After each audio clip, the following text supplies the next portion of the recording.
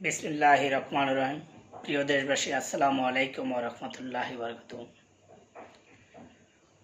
আজ বাংলাদেশে যে আন্দোলন চলছে, সেই আন্দোলনকে কেন্দ্র করে আমার শিক্ষার্থী ভাই বোনদেরকে পাখির মতন গুলি করে হত্যা করেছে ফেরাউনের বংশধররা, এবং তার নির্দেশনা দিয়েছে ফেরাউনের বংশধর বাংলাদেশ সরকার শেখ হাসিনা। তিনি আজ সেই নির্দেশনা দিয়ে আজ মাঠে পুলিশ, বিজিবি, সেনাবাহিনীকে দিয়ে হত্যা করিয়েছে আমার কমলপতি শিশু কিশোর ভাই বোনদেরকে। আজ তার জন্য আমি তীব্র নিন্দা ও প্রতিবাদ জানাচ্ছি। আজ 1000 অধিক শিক্ষার্থীদেরকে হত্যা করেছে এবং হাজার হাজার ভাই বোনদেরকে তিনি আহত করেছেন। তারা আজ মৃত্যুর সঙ্গে পাঞ্জা লড়ছে। আর এইগুলিকে ডাকার জন্য নাটকবাজ ফেরাউনের বংশধর শেখ হাসিনা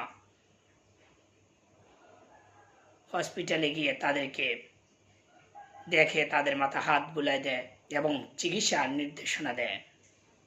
আপনি যদি চিকিৎসার নির্দেশনা দিতে পারেন, তাহলে কেন আপনি 6 জন সমন্বয়ককে হসপিটাল থেকে আপনার ফেরাউনের বংশধর ডিবি পুলিশকে দিয়ে কেন উঠিয়ে নিয়ে যান? হেফাজতের নামে আপনাদেরকে কি কেউই আপনাদের কাছে নিরাপত্তা চাচ্ছে? আপনাদের কাছে কেউ নিরাপত্তা চায়নি। আপনাদের কাছে দেশের জনগণ নিরাপদ নয়। আর আপনি বলেন আপনি কখনো ভাবতে পারেননি এতগুলি প্রাণ জ্বরে যাবে। আপনার থেকে কেউ বোঝে না স্বজন হারানোর ব্যথা।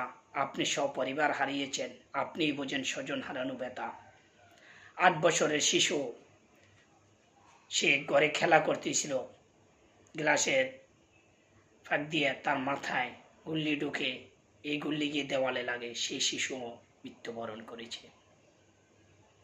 আজ আপনি বলেন এই অকারণ যারা ঘটাইছে, যারা এই জ্বালাও পোড়া করছে, মৃত্যুর পড়ছে, দেশের ধ্বংসাত্ম করছে, আমি বলতে চাই এই দেশের যত ধ্বংস হয়েছে, যত জ্বালাও পোড়া হয়েছে, একটিও হইতো না। শুধু এর দায় আপনি নিতে হবে, এর দায়ভার। যদি আপনি তাদের এই যৌক্তিক আন্দোলন সর্বপ্রথম মেনে নিতেন, তাহলে কোনো জ্বালাও পোড়া হয় নাই, কোনো কিছু হইতো না, দেশের মেট্রো রেল জ্বলতো না, কোনো কিছু জ্বলতো না, আজ কমলপতি শিশু ভাই বোনেরা জীবন জ্বলত না। আজ আপনি সব কিছুর দায়ভার আপনার কারণে তা হয়েছে। আপনি সব কিছু করলেন, আর আপনি আজ তাদেরকে মেরে আপনি বলেন আপনি কখনো ভাবতে পারেননি এতগুলো প্রাণ চলে যাবে। আপনি কখনো কাম্য ছিলেন না। তাহলে আপনি যদি ভাবতে না পারেন, আপনি যদি কাম্য না থাকেন, তাহলে আপনি কেন সেনাবাহিনীর প্রধানকে আপনি দেখা মাত্র গুলি করার অর্ডার দিচ্ছেন? আপনি বলেন যারা এর সাথে জড়িত তাদেরকে একটি একটি ধরে আইনের আওতায় আনা হবে, তাদের বিচার করা হবে। সর্বপ্রথম আপনি নিজে আইনের কাছে সমর্থন করুন। আপনার বিচার আগে হওয়ার দরকার। আপনি হুকুমদাতা, হুকুমজারি আসামি হিসাবে আপনি কারাভোগ করার উচিত। আপনি ক্ষমতা হস্তান্তর করেন, পদত্যাগ করেন, আপনি জনগণের কাছে ক্ষমা চেয়ে আপনি ক্ষমতা পদত্যাগ করে আপনি আইনের কাছে সমর্থন করেন। আপনার বিচার আগে হবে, তারপর দেখা যাবে কারা এই খুনির সাথে জড়িত। পুলিশ, প্রশাসন, বিজিবি, সেনাবাহিনী যারা এই হত্যার সাথে জড়িত, তাদেরকে আইনের আওতায় আনা হবে। সর্বপ্রথম আপনি ক্ষমতা হস্তান্তর করুন, আপনি আইনের কাছে সমর্থন করুন। এবং ওবায়দুল কাদের আইনমন্ত্রী,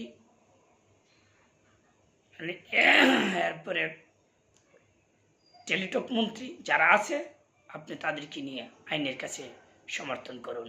যোগাযোগ মন্ত্রী সহ তাদের নামগুলি আমি আর বললাম না, আমার কাছে ঘৃণা লাগে। আপনি রয়েছেন ফেরাউনের বংশধর। আপনি আজ মায়া কান্না করছেন। আপনার এই নাটক বাংলাদেশের জনগণ বুঝে। আপনি আর মানুষকে মায়া কান্না করে আপনি মানুষের চোখে ধোঁকা দিতে পারবেন না।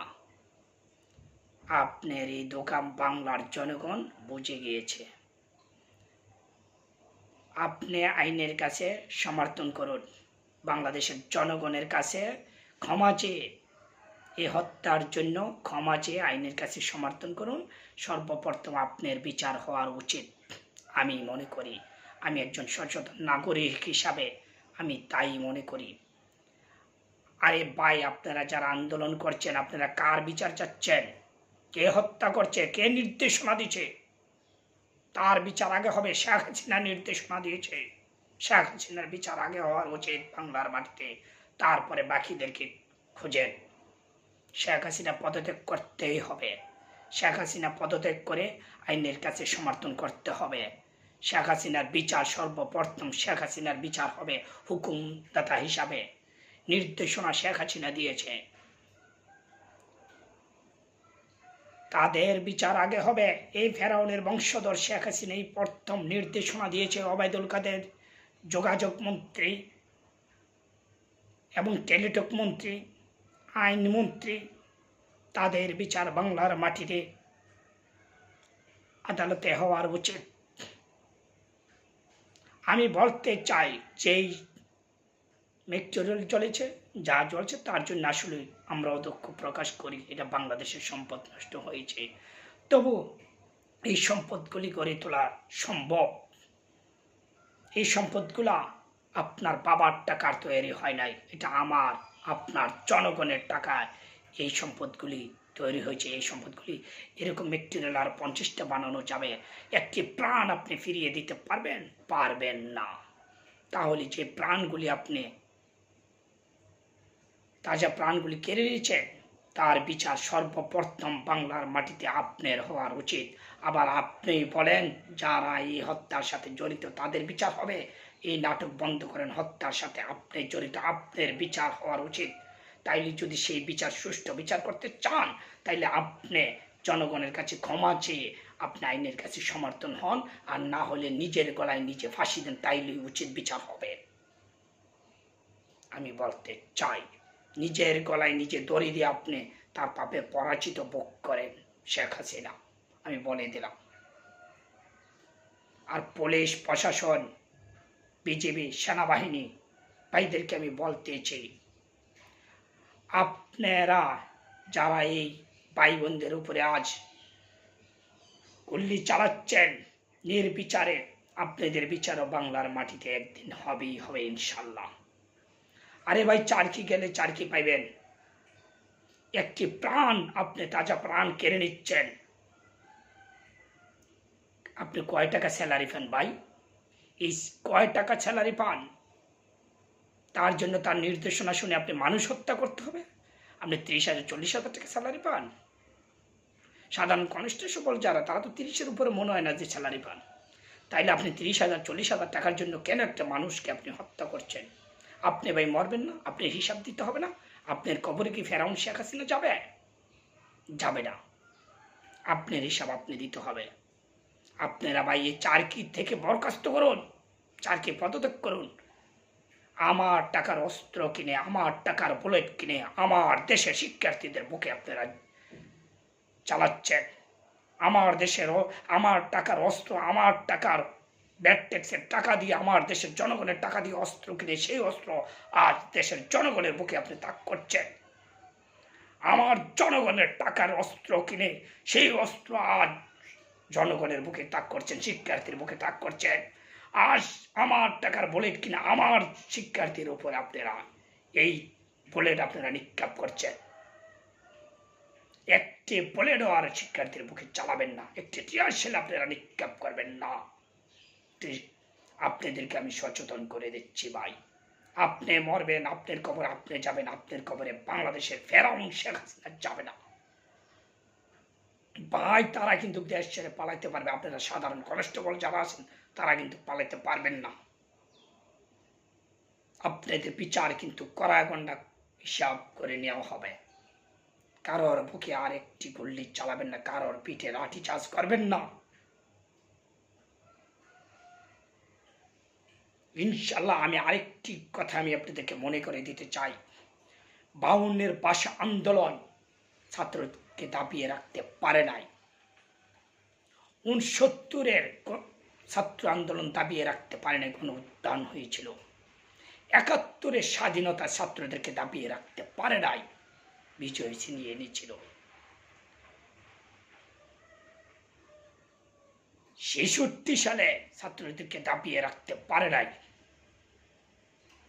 ইনশাল্লাহ 2099-এ স্বৈরাচার এরশাদ বিরোধী আন্দোলনও দাবিয়ে রাখতে পারে নাই। ইনশাল্লাহ 2024 সালও ছাত্রদেরকে দাবিয়ে রাখা যাবে না, যাবে না, যাবে না। আমি বলে দিলাম। ইনশাল্লাহ সবাই ভালো থাকবেন, এবং যেই ছাত্র ভাইয়েরা শহীদ হয়েছে তাদের প্রতি আমার সমবেদনা, তাদেরকে যে আল্লাহ পাক রব্বুল আলামিন জান্নাতুল ফেরদৌস দান করে আমি দোয়া করি, এবং তাদের পরিবারের জন্য আমার সমবেদনা, গভীর সমবেদনা রইল। যারা অসুস্থ আছেন তাদেরকে যে আল্লাহ অতি শীঘ্রই সুস্থতা দান করেন আমি আল্লাহ পাক রব্বুল আলামিনের কাছে দোয়া করি।